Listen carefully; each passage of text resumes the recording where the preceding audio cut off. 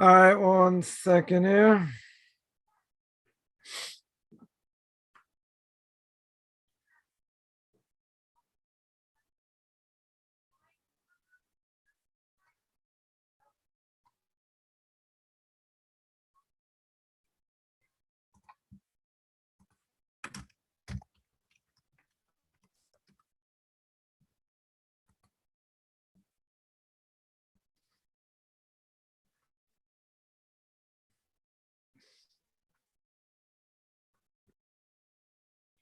All right, welcome everyone to this Q&A. Again, I want to welcome everyone to this Q&A. Topic keeps coming up, or it's come up a number of times that I want to hit it again.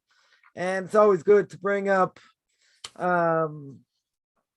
topics that I think need to be discussed. And we don't, as most people know, we don't skirt away from difficult topics, hard topics, controversial topics.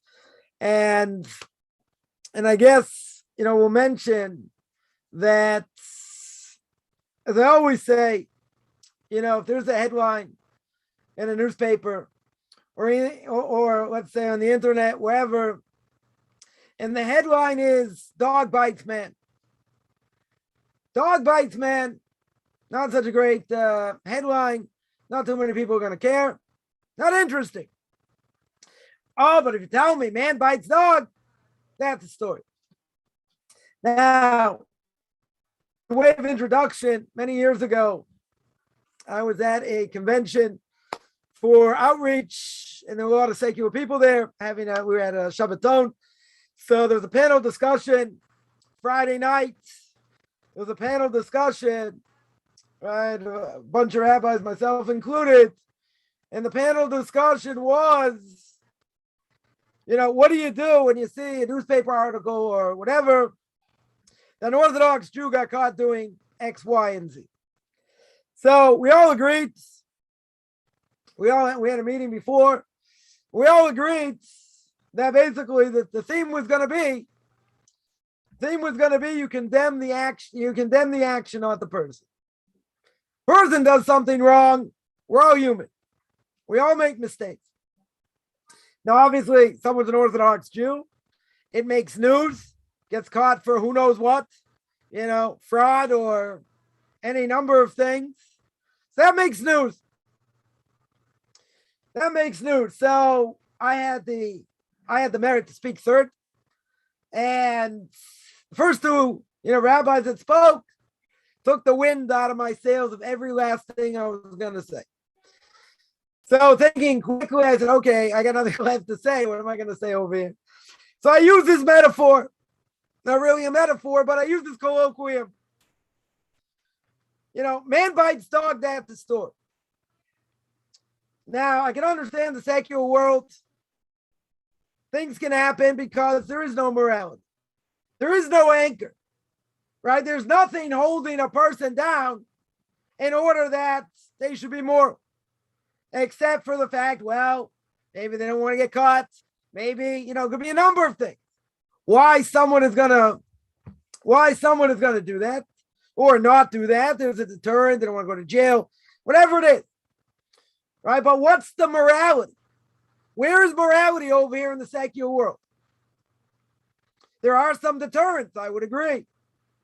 But the reality is, it's like being on a boat. If anyone's ever been on a sailboat and you don't have a rudder, you're in the middle of the ocean, you throw your rudder overboard, you got no motor. What's going to happen? You go around in circles. You don't go anywhere. So the Torah for us is the anchor. Now, if a person abuses the Torah, if a person misrepresents it or does things in a way where they transgress, then they're a person of authority. That makes it a lot worse. Now, any Jew that does something wrong, and as Rashi points out, Rashi mentions in the Talmud that if a Jew does something wrong and other people are going to learn out terrible things from it, that's called the desecration of God's name. Now, desecration of God's name, we mentioned many times, specific definition. Has to be done in front of 10 Jews. But regardless, people throw around this term. They say, what a terrible thing. How can a yeshiva get caught for money laundering? Well, they don't want to pay taxes. That's pretty obvious, right? How could they do it? I don't answer those questions. Most people understand that. It's wrong. There are no excuses. Now, if somebody does something wrong, let's take it one step further. Somebody does something wrong, they repent, the damage is already done. It's like someone being called out by the New York Times and then they get caught for libel. And the New York Times has to apologize.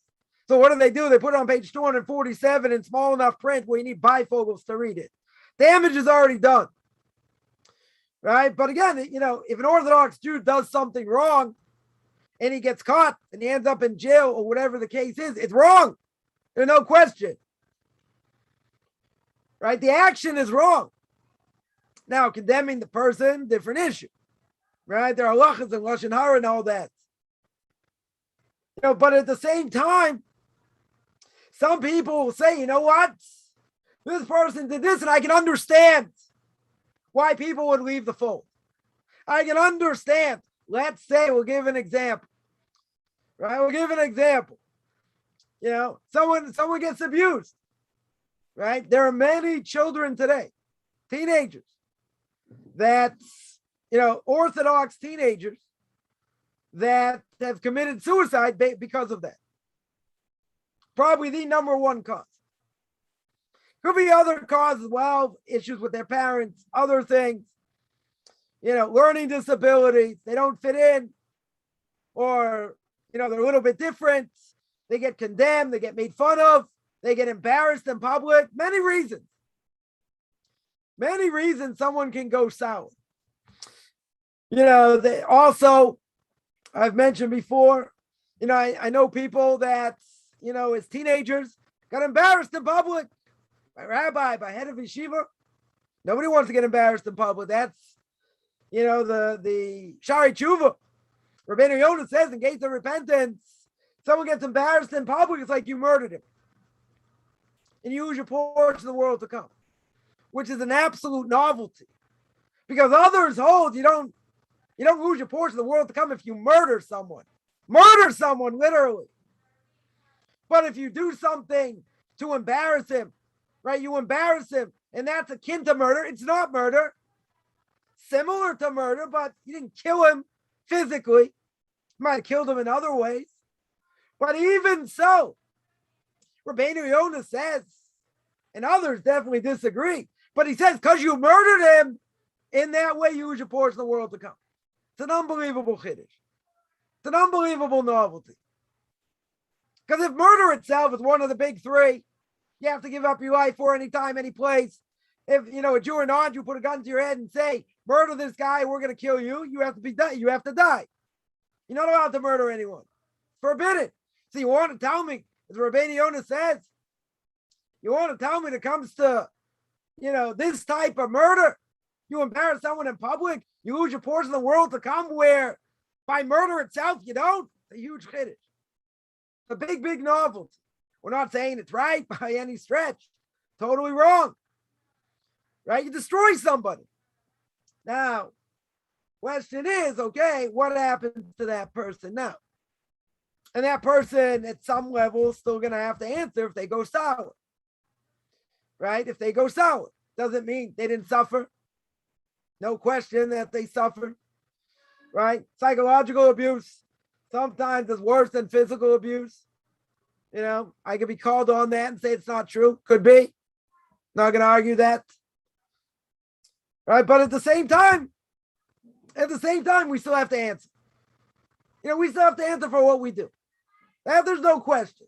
Now, could God cut a person a lot of slack for what they've gone through? Very well could. Right? I'm going to speak about that Sunday in Tanakh Talk. More of these type of issues. Right? Someone has mental issues. But the points, I don't want to get past the point here. The point is, if an Orthodox Jew does something wrong, and it doesn't have to be something major. It could be something minor also, but the way people view it, the way people see it, they say, hey, He's supposed to hold by the Bible and he doesn't. So I'll tell you something that happened recently. I was on a bus and someone, whatever, yeshiva student gets on the bus, doesn't put his card through, and he says, I'll come back. He said, whatever, I want to put my stuff down, I'll come back and pay. 10 minutes later, the bus stops on the side of the road. Bus driver, secular Jew, makes an announcement, hey, the one who didn't pay, come and pay. You didn't pay, I'm not moving until you pay. So the yeshiva student comes up, had to be, 15, 16, maybe a little bit older. And he said, what, you didn't think I was going to pay? He said, of course I was going to pay. He said, I figured you didn't call me up at the beginning. So I figured I have time till, before the bus stops, before I get off, I'll pay. So the bus driver says, who says that's the rule? You should have paid straight away. Right? The fact I didn't call you, what, you don't think you have an obligation to pay? You paid it. But what happened? But what does the bus driver now think? Orthodox Jews want to get around paying. This guy makes us all look bad. So a secular Jew sitting in front of me just rolled their eyes. Totally rolled their eyes. What were they thinking? Exactly the same thing the bus driver was thinking. What are you thinking over here? You get on the bus, okay. You say, I want to put my stuff down, pay. He didn't want to get out of paying. He paid it. Right? Whatever his mentality was, whatever he was thinking, I'm going to pay it at the end. A lot of people pay things at the end before I get off the bus. Whatever. This bus driver said no such thing. You pay it now. I'm not driving. So he paid it. But didn't he make all Orthodox Jews look bad? He doesn't look bad. And what about the 95% or more? Then when they get on the bus, they pay and that's it. This one schnook makes everyone look bad. Now, person can, maybe we'll give him the benefit of the doubt. Maybe, it's not like he borrowed someone's card to pay. He had the money to pay. So I would say Kaufman's law. So what are you doing over here? So you put your stuff down, you want to get a little more organized, fine. Go to the front and pay. Or in the back, wherever it is. What are you sitting there wasting time as the bus is going? Everyone's sitting down, get up. Right? Doesn't matter what he thought. It doesn't matter. Maybe in other buses, maybe it's different. Whatever. Doesn't matter. But, people are going to say, oh, look, see, they don't want to pay. They want to just get away with things. Now, that's not what he meant. That's certainly not the message you wanted to convey. But when you see people like that roll their eyes, what are they saying? Oh, Orthodox Jews. This, that, and the other thing. Now, on the other hand, if we do the right thing, does anyone say, oh, they're so nice? So nice they pay, so nice they do this, so nice they do that. No, we don't get credit for anything. We only get yelled at. We get called names, other things, when somebody like this does something wrong. Now, again, in the bigger scheme of things, maybe this kid is right. He's going to come up and pay anyway right before he gets off. He had no intention not to pay. None. Right? Well, that's what it seemed like. So now, people are going to say, oh, Orthodox Jews this, but it's wrong. They make a bad stereotype. Because 95% don't do that. But see, all they need is one thing. All they need to see is one person cut in line, one person cheats, one person not pay, one person do this, makes everybody look bad. And then what a person does is they make a statement. They make a statement and say, oh, Orthodox Jews this, Orthodox Jews that. Now, what if I would say, me? What if I would say, that was a secular Jew that got on the bus and they didn't pay. And they made a whole stink at the end and they ended up paying and the bus stopped and all that. Would us Orthodox Jews get up there and chastise them? And we'd say, oh, these secular Jews, and roll our eyes? Now, would I expect a secular Jew to do that? No. People should have some level of morality, and they should do what they need to do. See, but when a secular Jew does it, nobody bats an eyelash. Nobody says anything. An Orthodox Jew does it, oh, you should know better. You're right, we should. We're holding to a higher standard. We are held to a higher standard. That's true. At the same time, we have to be absolutely careful. See, the problem is secular Jews get to do what they want. Doesn't matter. They get caught. They this, they that. Can't say anything against them. Maybe that's the norm. I made a comment to someone. They said, oh, an Orthodox Jew got caught doing X. As if to say, well, I didn't do that. We're okay. They're supposed to follow the Torah. They don't. My answer was, you're right. So a person did something wrong. That doesn't reflect on everybody. They did something wrong. So I turned it around and I said, how many Jews in your synagogue have been caught and gone to jail for felonies? Now, I happen to know inside information. And there were a number of people went to jail for different things and got caught for different things. My answer was, I don't know anyone in my synagogue, any synagogue I've ever been a part of, ever happened. I'm not saying it can't happen. I'm not saying it'll never happen in the future. Right? But the likelihood of it happening in our camp is very slim. It exists. I'm not saying not. Problem is people make such a thing out of it and say, look, because they have their biases. They want to say they're okay because I didn't do anything wrong. If the Orthodox Jews, oh, look at them. They think they're better. They think they're high and mighty and blah, blah, blah. Look, they do things wrong. You're right. We're held to a higher standard. We have to hold ourselves to a higher standard. We have to be squeaky clean in whatever we do, because any little thing, they're going to go nuts. And if I would say, hey, you talk like a truck driver. Why do you curse? Why do you do this? Why do you do that? They're going to say, leave me alone. I'll do what I want. Can't ask a question on that. I'm not saying that's the norm across the board. Not going to make generalities here. But if you don't have an anchor, if you don't have a Torah to guide you, so how are you going to act? What's your definition of morality? Anything goes. So again, we have our own issues in the Orthodox camp. There's no question. We're not perfect by any stretch. And there are more people get caught doing things. It's unfortunate. Or not the majority. It's not even close, but all the secular need is a little bit. All they need is one thing. They say, you claim to be so righteous. Claim to be so religious. Look at them.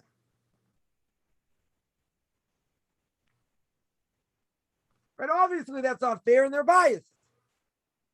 But it happens the other way. Oh, you can't say anything. God forbid you make any comment. But my point is not even on that. And my point is, as we live in a Teflon generation or a tissue generation, people can't handle anything. Very hard. Any tests, trials, tribulations, they're hard because we live in a very weak generation. Now, the question's going to be, we'll make it easy. Somebody got embarrassed by one of the rabbis, by one of their mentors. Not even going to talk about physical abuse. That's a different issue. Right? We'll make it somewhat easy. So that person, and I know of some stories, that person, a few people, because that happened, they got destroyed. They absolutely got destroyed. Now, I do understand that. 100%. No one wants to get embarrassed. No one wants to feel like a piece of dirt, especially in front of their peers. And this person is supposed to be a unique individual. He's the one teaching. He's the one giving classes. He's the one in charge of the institution. Does that give him a free pass? Hell no. He's liable because he destroyed somebody. No question about it. 100% he's liable. Right? And he embarrassed someone in public and loses his portion of the world to come. That's pretty severe. On the other hand, what happened to the person he destroyed? Now, there are cases, the person that gets destroyed left the fold of Judaism. They left the fold. This is how, the head of yeshiva acts. This is how my mentor acts. My rabbi acts. So you're going to say the person went through trauma. What do you want from them? Get off your high horse. What do you want from them?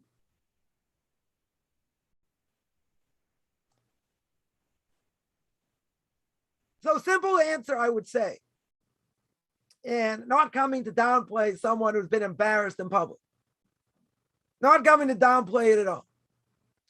If a person went to public school, heard Rabbi Wine say this once, you should be well. Someone went to public school. They had a bad teacher. Let's say the teacher embarrassed them in public. Let's say. But they had a bad teacher. Everyone will agree that year, this teacher had it out for them. Comments, this, that. That student, let's say he's in 4th grade. So he's going to have tremendous lack of self-esteem, 100%. Might cause other issues as well. Very well could. But see, in the secular world in general, and there are plenty of stats to back this up, and that is, even if a person, now it depends what happened to the student, but majority of things, that student is not going to opt out of education. Maybe some will, right? Maybe some will. The vast majority, even at the age of 10 years old or 9 years old, they are not going to opt out. They may not, they're scholastically, they may go way down. They may get involved in drugs, other things, because it's happened. Could happen, very well, could happen. They get into other things. But it doesn't necessarily happen, or very rarely is that kid going to drop out of school. Right? It's not going to happen. Now, you can tell me, scholastically, they won't be as good as they were before, unless they get serious help. Okay? Very well could be. But no one, in general, nobody is going to tell them that's an option. Right? This is what Barrow Wine said. That's not an option. Who's going to leave the age of 10? Where are you going to sit there? What are you going to do? Where are you going to get a job? Who's going to hire you? You say, no, we'll be homeschooled. Fine. Even if you get homeschooled, that doesn't mean you're dropping out of education. That's not what it means. Right? So they'll have to get educated a different way if that's the case. So let's say they get homeschooled. Okay. They may have social issues after that, may have other issues after that. Could very well be. But they're not leaving the fold of education. That's my point. They're not leaving the fold. Because if they would leave the fold, right, what's society going to say? Doesn't matter what happened to them. They're going to say you left. How could you leave? Are you going to get a job? What are you going to do now? That's a legitimate question. I think it's a legitimate question. I'm just saying in the secular world, that doesn't really happen all that often. So now, comes along a yeshiva student, 13, 14, 15, something like that, and he has a traumatic experience. Here. Now, I can't judge it because I'm not in that situation, right? I'm not in his shoes. Now, I can say my own personal level, never really been embarrassed in public. I've been told, certain things when I was younger that, I would never, I had a teacher once say, in a certain subject, I would never, amount to anything in this thing and whatever, different things. Basically put down, right? Didn't stop me. I didn't feel so good hearing it, and different times. Yeah, you could work harder. You could do this. You could do that. Okay, wasn't my favorite subject, right? Certainly wasn't my favorite subject, by any stretch. It wasn't a subject that really mattered. It was art.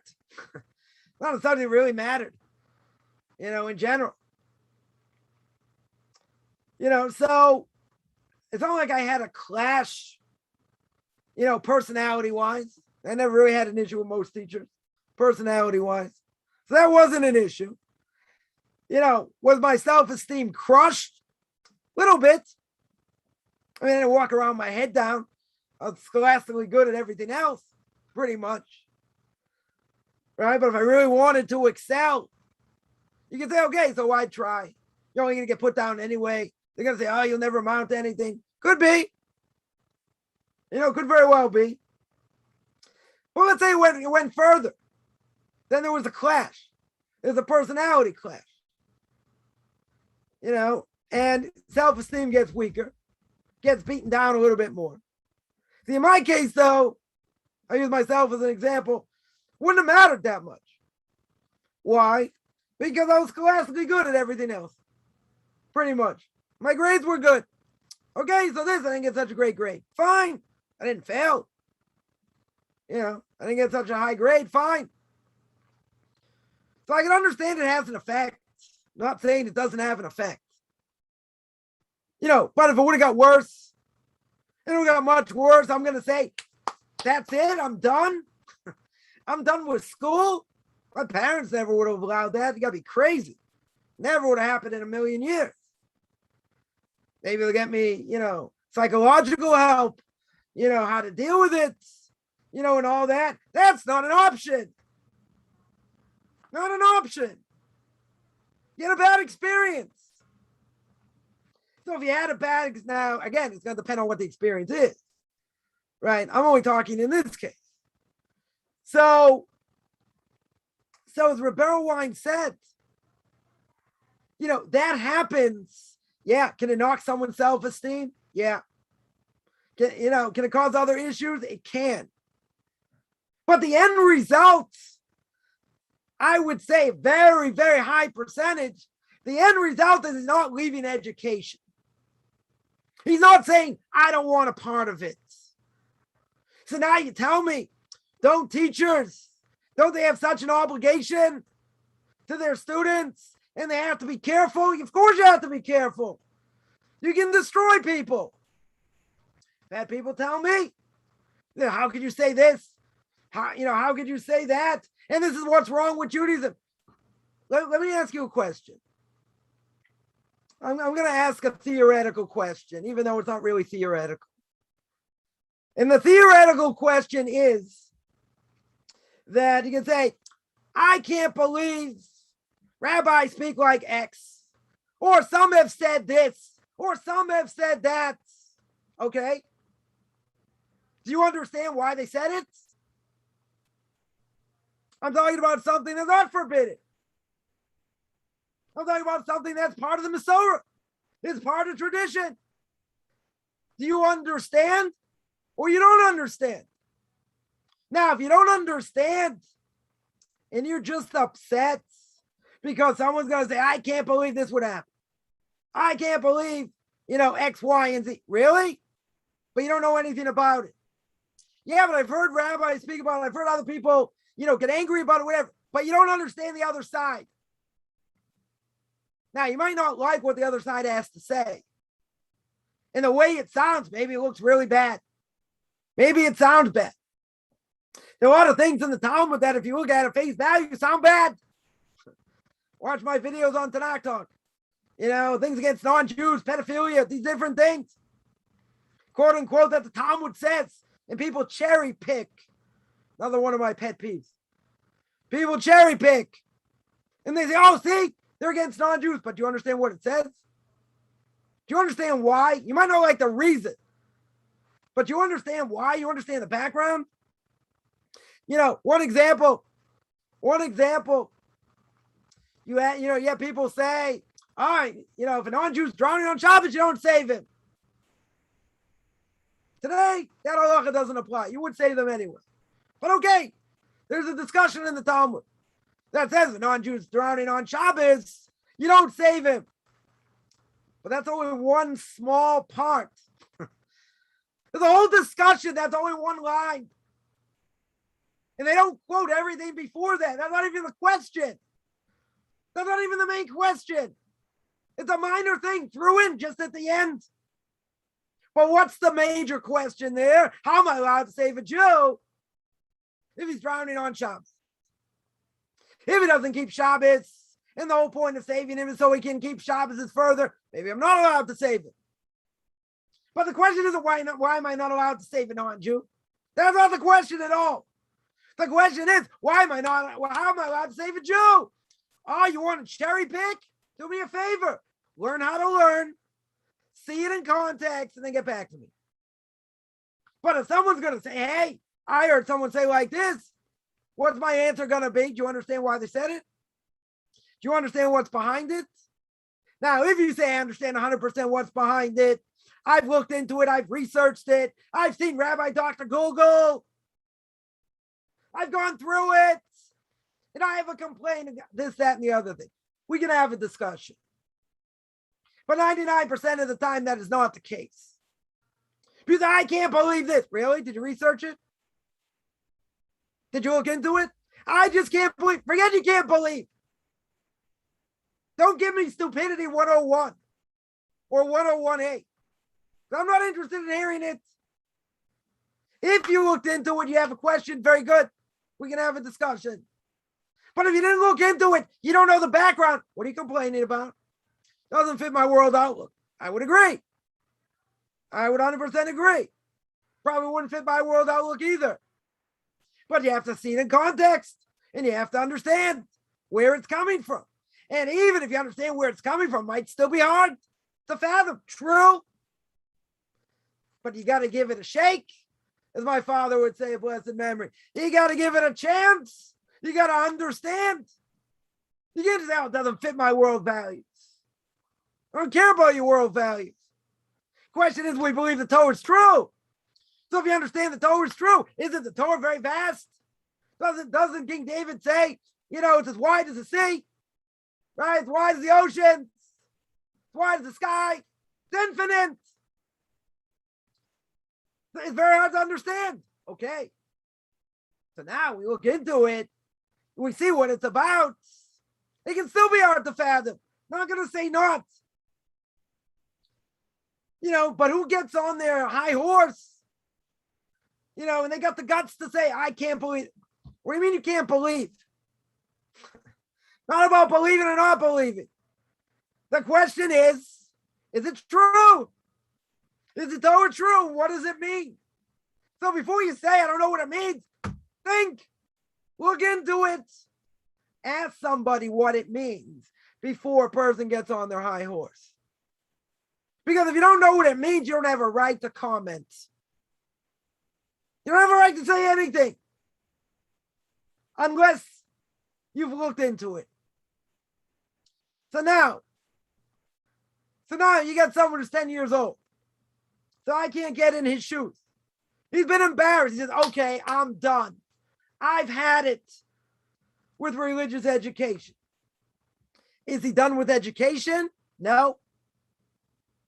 He'll learn secular things, do other things. But what's he saying? You're supposed to uphold the Torah. You're supposed to be held to a higher standard. 100% true.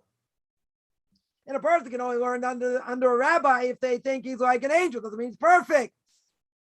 But they have to look at him like an angel. Now let's say this angel has flaws. And now let's say this angel does something, a major flaw. Okay. What does that have to do in general with their relationship to God? That's what I would ask. And the answer is you don't understand. The answer people would say is this person's been traumatized. They've been victimized. True? 100% true. They've been victimized. They've been embarrassed in public. They've been bullied. Right? They've been bullied. Now, someone has been bullied, very hard to get over. Right? Someone has been bullied for a while, whatever the case is. And they suffer from a number of things. Well, my only question is, if it's done by a religious person, let's say a person got bullied by a religious person. They got made fun of, this, that. Now, the school tries to take care of it. Parents try to take care of it. Again, it's not for me to judge. I'm just throwing this out there. What does that have to do with Judaism? What does that have to do with the relationship to God? And they say, well, that's it. I'm done. Don't we understand? I mean, if it's a kid, it's harder to understand. But we understand there is a God who runs the world. God is in charge. So if God is in charge, everything emanates from him, or if we do things stupid, God doesn't have to stop us. So a person can say, okay, God, why are you doing this? So sometimes we'll say we don't know. We don't understand why things happen. Question is, what's the reaction? How am I supposed to react? So we're talking about a kid has a bad teacher. He had a bad teacher. So now he says, well, I'm going to throw out Judaism because of it. So someone's going to call me on it and say, but you don't understand what's going on. This person's been crushed. I'm not denying it. I'm not saying, well, you just whitewash it. Not saying that either. It has to be dealt with. My question is, what does that have to do with Judaism? Something happened. Right? So a person's going to say, well, I've had it with Judaism. Me personally, I don't get it. I don't understand it. I'm not saying they don't, they haven't been hurt. I'm not saying, they may need therapy for the rest of their life and they may have difficulty getting up every day. I understand that. I definitely understand that. And I guess it's worse. The answer is that it's worse when a religious Jew does it. Because what do? They put the context, well, this is what Judaism is. This is wrong. So how could they do it? So what do people do? People say, well, this rabbi does this, someone else does something else. And I see people give Torah lip service, but they still keep Torah mitzvahs to a certain extent. And they're a bunch of hypocrites. Why should I keep it? Heard that a lot also. But let me ask. Let's say someone grew up in a healthy environment and Orthodox Jews got caught doing X, Y, and Z. It didn't affect them. So some people will say, we'll see both sides here. Some people will say, these people are hypocrites. These people, Orthodox Jews, they're not religious at all. They do this, they do that, they do the other thing, 100% right. So the person themselves, let's say, make it easy. This person never affected by what this person does. What does that have to do with Judaism? What does that have to do with their Judaism? What in the world do I care? This schnook did something totally egregious. It didn't affect me. Not at all. I mean, in physical terms. Spiritually might be a different issue. Well, let's say in physical terms. Physical terms doesn't have effect on me. What am I going to sit there and blame Yiddishkeit for? What am I going to blame Judaism for? And what does it matter what this person did? Because at the end of the day, when I get upstairs after 120 years, God's not going to say, hey, how come you weren't like this? How come you weren't like this person or that person? God's not going to say that. He's going to say, why didn't you reach your potential? Why didn't you do what you were supposed to do? You're going to say, you know what? I saw these Orthodox Jews, and I became religious. And I saw what they did. I saw how, etc. And how can they do some certain things? So I said, well, that's Judaism. I'm done. I'm out.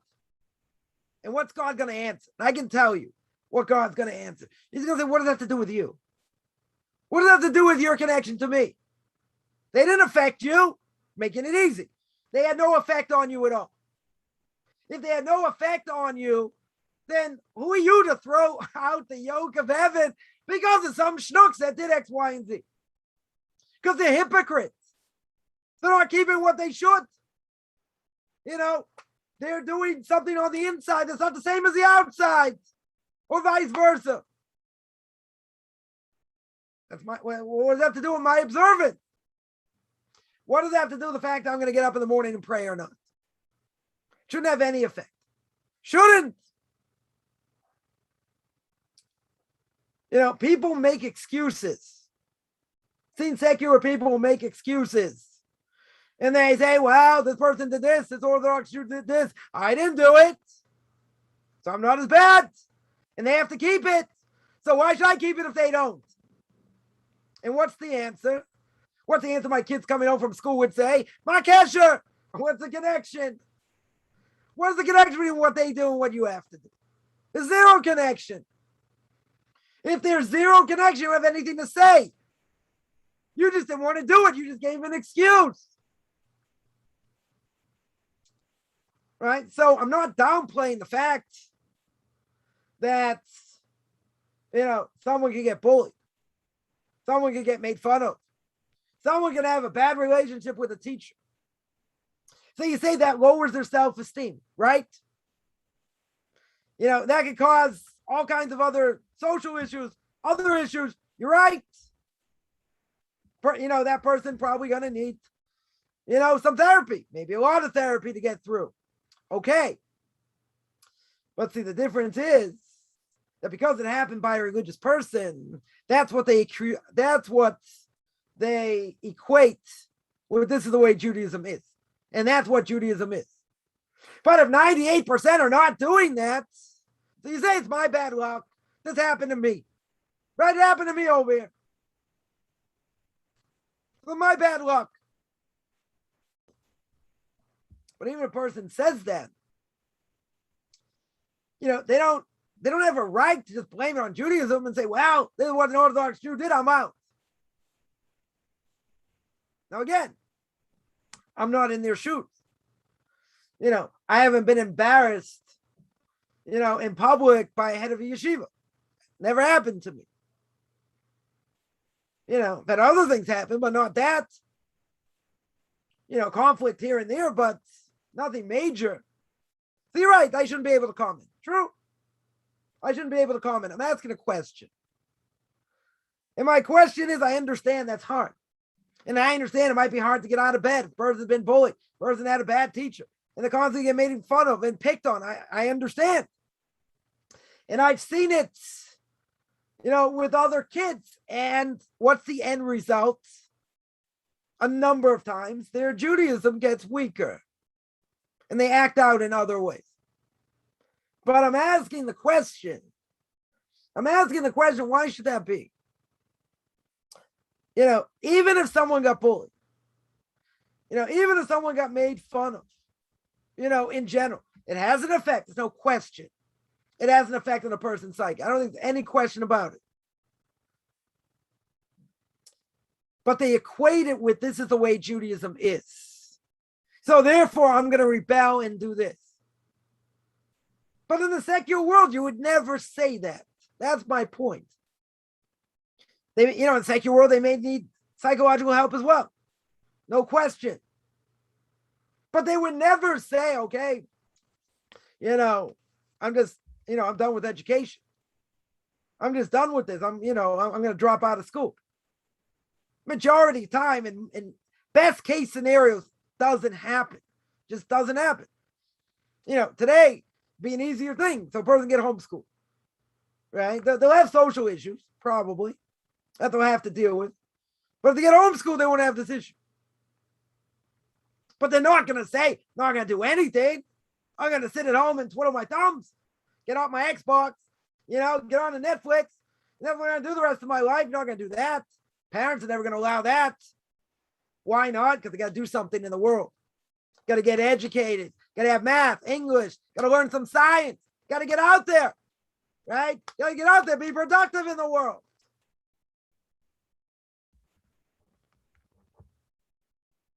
It was a hard thing. But there's a totally different reaction, right? And this is what I'm getting at. There's a totally different reaction in the secular world than the religious world. So part of me could understand if you're getting picked on, in the religious world and you're having difficulty. Well, it must be a religious thing. Who says it's necessarily a religious thing? Depends on what it is. For a girl, maybe it's about dress. Now they're self-conscious about the way they dress. Whatever. I've seen also that, kids some of them can be, very good. They slip up here and there and they get hammered for it. But other kids do the same thing. They don't. They get singled out. Yeah, it's an issue. Not going to say it's not an issue. It can be an issue. And even if that's done in the secular world, it lowers a person's self-esteem. In the secular world, where are they going to get, they're going to get self-esteem from their peers. And they may fall into a wrong group. They may get into drugs, alcohol, other things could very well be. At least in the religious world, it's also an issue. Not going to say no, it's also an issue. But I think statistically, most Orthodox Jews, Orthodox kids that, are involved in drugs and alcohol, and God forbid, end up committing suicide, which, numbers are rising, is because of abuse. It's because of physical abuse. Could be other things involved, but that's the top of the list. That's the top of the list. So there is a connection. The secular world, I can also see the tremendous connection. You don't have self-esteem, you put down this, that. So person wants to numb the pain. That I understand. My only question is, how do you deal with it scholastically? Scholastically, you say, even in the Jewish world, I'm done. In the religious world, because this is what a religious person did. And there are people that will. So again, I'm not in their shoes. So I can't really judge. And I'm not judging. I'm trying to understand why someone would say, well, this is a God-driven thing, so I'm out. Why? What's that connection? I can understand. I can understand a number of things. That for me is very hard to understand. And the only question is going to be after that is, okay, so now what are they liable for later? In other words, they decide to go off because this happens. How does God see that? Does God see, well, that's an absolute rebellion, and they don't get, and they're going to get hammered, later? Or does God see, yeah, they went under trauma. The trauma affected them in a tremendously negative way. So I'm going to cut them a lot of slack. But we do see that people are able to overcome even terrible situations. It's a question how we view it. I'm not saying it can always happen. I made a video this week, on Parshas Noah, say about Noah getting drunk. Because, one opinion is, look at the world situation. The whole world got destroyed. He just wanted to numb himself. Or he could have rebuilt. If I told the story of the Mandels, that they had a child, 13-year-old, got killed by Arabs. And I'm sure they suffered tremendously. No question. Child dies, brutally murdered. But they did unbelievable things. Set up a summer camp for, kids that were, or families that were, had siblings that died, in terrorist attacks. They set up a number of things. And they rose to the occasion. And these were ordinary people. Yeah, people in the Holocaust. Can't even imagine what they went through. Losing everybody in their family, or a lot of people in their family, and they survived with their emunah intact. These are real heroes. Now, can I judge somebody, if they were religious before, and now they went through these horrors, and they said, where's God? They have nothing to do with Judaism. We can't judge. Nobody can judge. The question is how it's dealt with. You can look at it one way and say, hey, woe to me, numb myself. One way to deal with it. Other way to deal with it is, do I rise to the occasion, or not? So at the end of the day, it's really not for us to judge. That's for sure. They can say, okay, so what have you been speaking about for the last 50 minutes? So it's not a question of judging, it's a question of understanding one connection to another. Right? I can understand being upset that people did what they did. I can understand psychologically it has negative effect, tremendously negative effect. I get that. And I can also understand to a certain extent maybe what it has to do with God and Judaism. And the question will be, how is somebody like that judged? How is God going to look at it? Because someone will say you have good days, you have bad days, maybe you have terrible days most of the time. Right? So maybe you're not liable for anything when a person's in that state of mind. Very well could be. Right? But at the end of the day, some people get strengthened in their Judaism and other people get demolished. They get demolished over here. The problem is that they'll take it out on God, or they'll say, well, I don't have anything to do with Judaism. And they mix up the point saying, okay, these are Jews of leadership and they abuse their leadership. True. Very true. And they see people contradict themselves all the time. Okay. And, it's also true. Bad experiences does not necessarily mean that I'm going to throw off the yoke of heaven because I had this bad experience. We can chalk it up to bad experiences, depending what it is. We may need tremendous help getting over it. That's also true. It's a question of, it's a question of how we view it.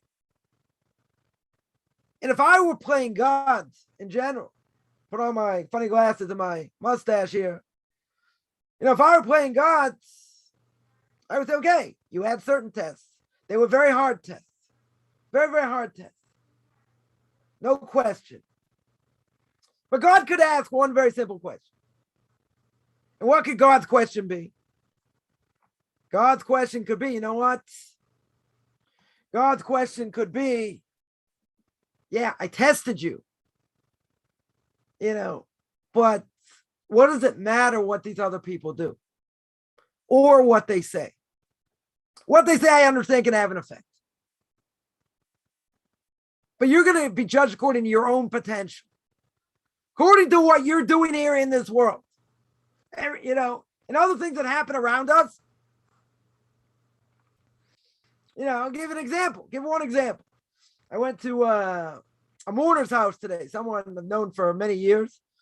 And the person not much older than me. He had a problem with his legs for a number of years. And he had certain, I don't know, they put him on steroids, different things, to try and help the situation. And then they made it worse. Doctors made it worse. And this person couldn't walk. Just couldn't get out of bed. Felt very weak, couldn't get out of bed. So I was in the hospital. What happened? Contracted pneumonia. A week later, he died. Now, the thing he had never should have killed him. Never. Right? Doctors made it worse, and then he got sick, and, it's what happened. And, one of the things I was telling someone as I left is that, I never saw this person without a smile. And he took things, even if he says this is the end, he says, he's ready. God's giving me a good life, and, keep praying, keep saying to him, and okay, but he died. In the end he died. And you could say, he'd say, look at this. And, family. And, they're younger kids, 3 or 4 kids married. There was a probably 7, 8-year-old, saying the mourner's prayer for his fathers. It was heart-wrenching. No question. I mean, he talked a lot of positive things, about this person. So the bottom line is God runs the world. That's the bottom line.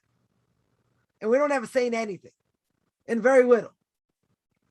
So you can say, well, that's Torah. That's the merit. That's the reward for learning Torah. Some people accomplish things much younger age. don't have to live till 100. There are people who live till 100, they do nothing in their lives. Nothing. Accomplish nothing.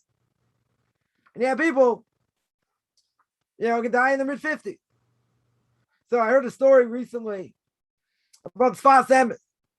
Sfas Emes, second gear Rabbi, died at the age of 52. So someone had said he had many good days. What do you mean many good days? He died at 52. He said, no, it's like Abraham. He used his days fully, learning, serving God. Use it to the ultimate. So we're going to say, why did God take him so early? Can I ask the question? We're going to get an answer? No. God runs the world. We're not in control of just about anything. Right? The only question is how we react. We can react in a stronger way. We can act in a weaker way. We can get just beaten down in life, be on medication, all kinds of things to help us deal with what we go through. There's a good reason why a lot of people are on Prozac today, just to get through the day. Life is hard. Some people it's harder. True. Right? Not coming to minimize that. People have it hard. Some people have it harder. Okay? The question is how we react. This person was suffering. And his belief in God was so strong. It's unbelievable. He didn't wallow in self-pity. He's like, I just want to learn. You go out and learn. You say Tehillim for me. You learn from me. And he said, if this is what's meant to be, this is what's meant to be. So we could say, but that never should have happened. Right? Another great rabbi I know had knee surgery. Fell on some ice, had knee surgery, caught something in the hospital and died from that. So what's the answer? God took him. That's the answer. It's the only answer we have. God took him at that time because that's when he had to do it. We have any other explanation? There are things that don't make sense. Many things that don't make sense. But one thing we have to realize, bottom line, we're God's army. Get a lot of sleep, get a little sleep, doesn't matter. Whatever's thrown our way, we're holding on to God for dear life. We're holding on to the Torah, we're keeping mitzvah, doing whatever we can. That's what life is. Well, want to understand it also? Good luck. Moshe Rabbeinu didn't understand it. He couldn't understand, see God's face. Well, life is hard. No one denies that. Absolutely no one denies it. Only question is our reaction. Right? It's our reaction. Isn't Judaism too hard for Jews? No. Why is it too hard? We have to uphold it. So what should we do? Make it easy? That's what we should do. Make it easy. We'll be Reformed Jews. We'll keep nothing. And what's left of Reformed Jews? Zero. Obviously, God doesn't think it's too hard. I'll give you an example. There's a mitzvah in the Torah. You're not allowed to take revenge against someone. So let's say somebody wants to borrow someone's lawnmower. His backyard's a jungle. So he said, no, I can't borrow. I'm not going to let you, and I'm going to lend it to you. He didn't give a good reason. He just said, I'm not going to lend it to you. So now this guy comes back and he's, a week later, 2 weeks later, and he says, oh, my lawnmower broke. Can I borrow yours? So you say, no, I'm not going to lend you my lawnmower. You don't lend me yours. That's a Torah prohibition. So someone's going to say, what? Come on. Is that what God expects? Yeah, that's what he expects. You're not allowed to take revenge. Oh, that's too hard. So I should rip it out? That's your answer? I should rip it out? It's too hard. Speaking Lashon Hara, most people fail at speaking badly against others. That's why I have to learn the laws every day. Oh, no, too hard. Take it out. It's not too hard. We have to work hard. We may not live up to what we're supposed to do. True. So I'll take the flip side. Let's make it a lot easier. We'll give a few mitzvahs. We'll make it man-made. we'll call ourselves conservative Jews. What's the end result? 70% into marriage? 70% into marriage? That's the end result? Right? Judaism were not too hard. Wouldn't Israel need not be a theocracy? Yeah, where's it going to be a theocracy? Who's going to run a theocracy here? You think the police are going to allow a theocracy? You think secular government here is going to allow a theocracy? Never happened. Never happen until the Messiah comes. Never. Not practically. It'll ever happen. Right? It can only happen at one time. So you need this mixed multitude until they die out, says the Vilna Gaon. They have to die out in order for the Messiah to come. All these secular heretics in charge of all Jewish institutions around the world, they have to die out before the Messiah comes. It's not a question of being hard or too hard. That's what converts say. It's too hard. It's too hard to convert, so don't convert. So be a Noahide. Be a Noahide. You don't have to convert. If we made it so easy, everyone's going to want to join, right? So we have a lot to uphold. That's true. That's true. The Torah expects high things from us. True. So who says the Torah should be made easier? Where? God says you got to keep everything. Don't you remember? God spoke to Moshe Rabbeinu, right? Moshe Rabbeinu says you can't add or subtract, right? So if that's the case, then what's the deal? It's too hard. Where do you see that? Where do you see we can cut things out? Can't. And even if I would agree, which I don't, but even if I would agree, what's the end result? 70% into marriage. That's how easy we're going to make it. Most Reform synagogues of non-Jews, not even converted, non-Jews. So what should we do? How much easier should we make it? They include everybody. Gays, dogs, who knows? They include everybody. Does it work? Does it bring more people to synagogue? No, it doesn't. Synagogues are empty, relics. They're all going to fall by the wayside, spiritual, which they have already. Right? They already have. So that's that.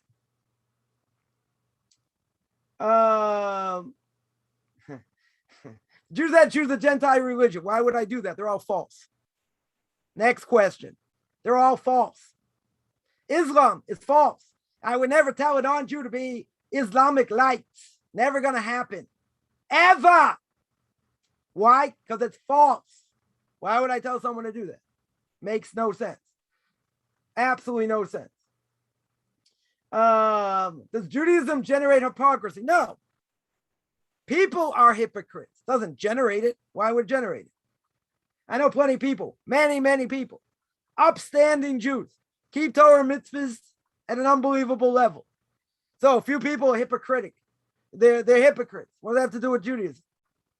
They're themselves the hypocrites. Does Judaism perpetuate? Of course not. Does Judaism perpetuate mediocrity? And that's what's left, right? You got most of the Jews are mediocre Jews at best. Is that what Judaism is perpetuating? You want to tell me in the text that says that? You got no proof. You're just spewing. Come on. You got to do a little bit better than that. We don't perpetuate mediocrity. We want the spitz. We want the best. We want everyone to be the best. Doesn't mean we're all going to reach that. We're promoting, hypocrisy. No, we're not. We're promoting to be the best we can be. Doesn't mean we get there, right? We have failures, no question. We want to tell me we're promoting mediocrity. That's what the Reform Jews do. That's what conservative Jews, modern Orthodox Jews, some of them, that's what they perpetuate, and it's a disaster. It has nothing to do with Judaism. That's what they're doing, right? Does it have to do with what God spoke to Moshe? No. Moshe spoke to Yeshua, and Yeshua passed it down to everyone else? No. We want to be the best. And if we want to be the best, got to work hard, right? And if you're in the power, and if you're close to the king, you don't work so hard, you get beaten up all over the place. Okay? We have a greater responsibility. But we're not perpetuating mediocrity, not in any way, shape, or form. We're perpetuating for us to be the best. To be the best, and be closest to God as much as possible. Keep as much Torah mitzvahs as possible. Where do you see that's mediocrity? We're not perpetuating that. Not at all. Would we be better living under Sharia law? Why would we do that? Why in the world would I do that if it's false? And the book is false, right? We mentioned this many times. It's false. Islam is false, period. There are flaws. So why would I tell someone to do that? Why would I tell someone to be a Christian? Why would I tell someone to be a Hindu? Oh, one's worse than the other. Doesn't matter. Doesn't really matter. It's irrelevant. One's an idolater, one's not an idolater. Big deal. They're all going to get hammered later. God's going to take care of them. Not an issue. So why even go down that path? They're all false. When I tell a Noahide to go to Islam, got to be nuts. Never tell anyone to do that. Never. If more non-Jews would be Noahides, anti-Semitism will go way down. I don't think if more non-Jews became Muslim or quote unquote Muslim-like, the anti-Semitism is going to go down. I don't believe that. Not for any way, shape, or form. You say, well, I'm an Islamophobe. I don't even call it what you want. I don't believe that would work at all. If they became Noahides, different story. How does a Jew become a Noahide? A Jew does not become a Noahide. It's a non-Jew. Non-Jews have to keep the 7 Noahide laws, about 60 or more. They have to keep the Noahide laws in order to have a portion of the world to come. And that means they have to keep anything that's logical according to the Torah. That's what they have to keep. It has nothing to do with the Jew. It's non-Jews. A Jew cannot be a Noahide. That's for sure. He's got to keep Torah and mitzvahs. He's got to keep Torah and mitzvahs.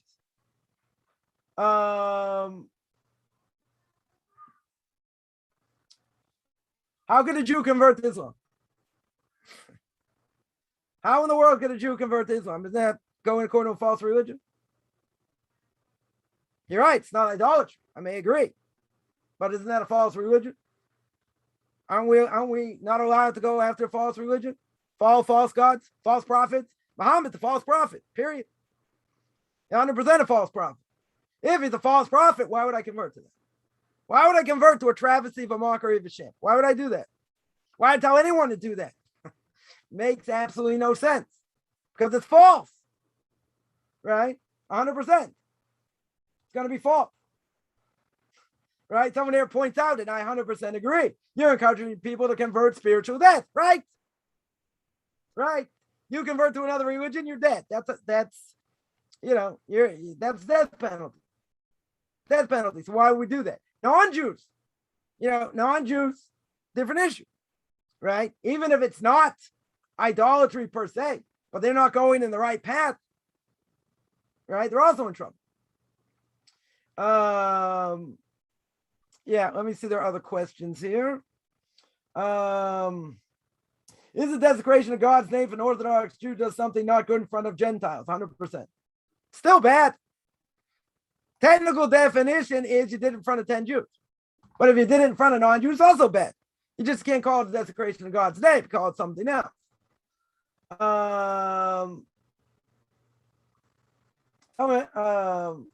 Someone asked, why the sons' names not listed by age? They're listed in order, not of necessarily their birth. I think Rashi explains, or other commentaries explain why they're listed in the order if they're not. It's not the right order when they were born. But yeah, it doesn't mention them by name. Only mentions how old they are when they died, right? And how many years after the flood and all that. Second time they're mentioned, Ham is mentioned before. Yeah, they're out of order, right? I have to go back and look and see why Rashi says that they're out of. Let me just see. It's brought down here. 1 second.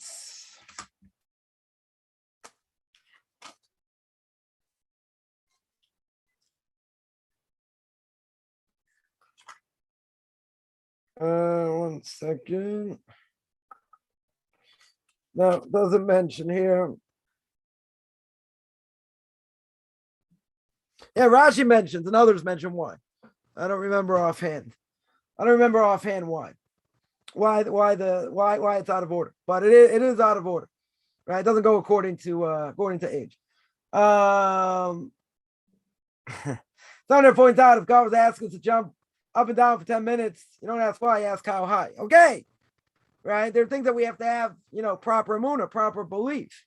There's no question. And our belief, especially in the time before the Messiah comes, is going to be the most difficult. It's going to be the most difficult to have strong belief in God because of all the craziness all the craziness gonna, it's gonna go on.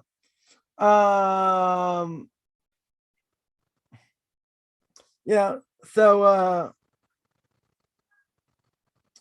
the issue, again, for a non-Jew, we're universal. No other religion is universal except for us, right? The Christians say you don't believe in JC, you're frying hell forever. The Muslims say you don't believe Muhammad the prophet and all that. We're gonna kill you anyway. Bunch of infidels, right? It's either believe in us or die. Judaism says you don't have to convert to have a portion of the world to come. You have to keep not what Judaism says in all the laws. You have to keep what's universal according to the Torah. Universal means obvious things. Don't kill, don't steal, right? Set up law courts. Don't commit adultery, immorality, many things that make logical sense.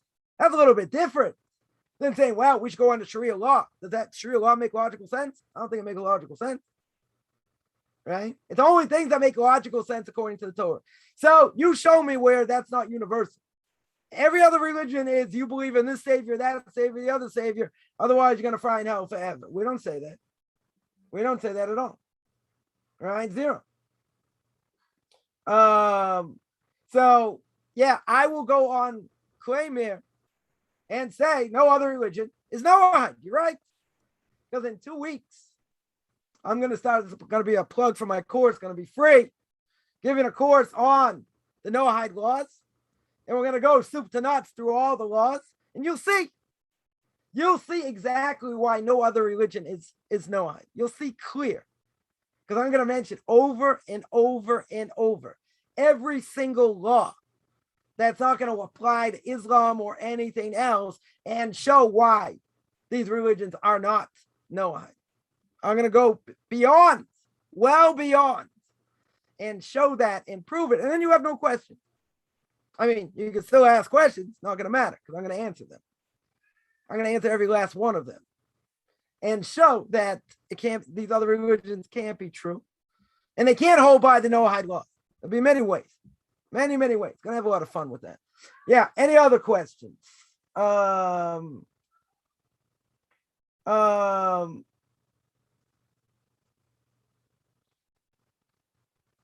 are not a religion. Let's not make the mistake. It's not a religion. We're not making it into a new religion. They don't have law. They don't have what's it called? They don't have mitzvahs per se. Meaning, they don't have formal prayer. They don't have holidays. Can't be a new religion. Right? The Talmud speaks about the Noahide laws. Early commentators speak about the Noahide laws. It's not a new religion. Can't claim that. Right? That's definitely not a religion. Right? So now, how can a non-Jew get to heaven? Keep what is rational, that makes sense according to the Torah. That's universal, right? Universal. Don't kill. Don't commit adultery. Don't be immoral. Have law courts. Don't take a donkey and a mule and put them together. Donkey and a horse to make a mule. Universal. Gentile doesn't keep that. Yeah, then they won't have a portion of the world to come. But these things are universal. We're not looking for difficult things that a non-Jew would never keep. These are things that are obvious. I would say there are a lot more things that have to do with moral imperatives that they're not going to be liable for, but they shouldn't do it anyway. Right? But the way for a non-Jew to get, to have a portion of the world to come, right? It's not going to be that hard. All you have to do is keep what is logical according to the Torah. If it's logical, then you have to keep it. We're not going to make it that difficult. It's got to be logical. But they don't have their own, they don't have their own prayers. They don't have their own holidays. So it's not a religion. It's not a religion, right? There were non-Jews that, mixed amongst the Jewish people for a long time, right? Like I said, Talmud speaks about, these Noahide laws. Speaks about it. Well, it's not a new religion. Right? It's certainly not a new religion, no question.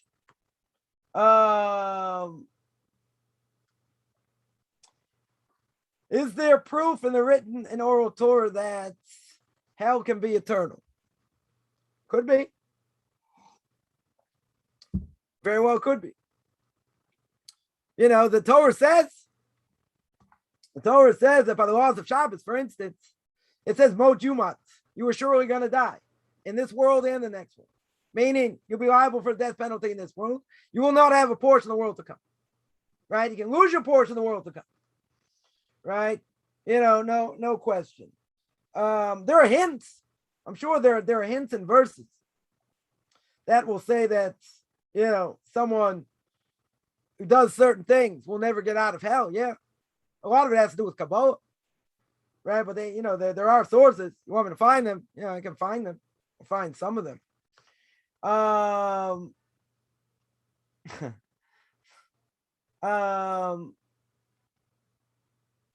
Yeah. Any other questions?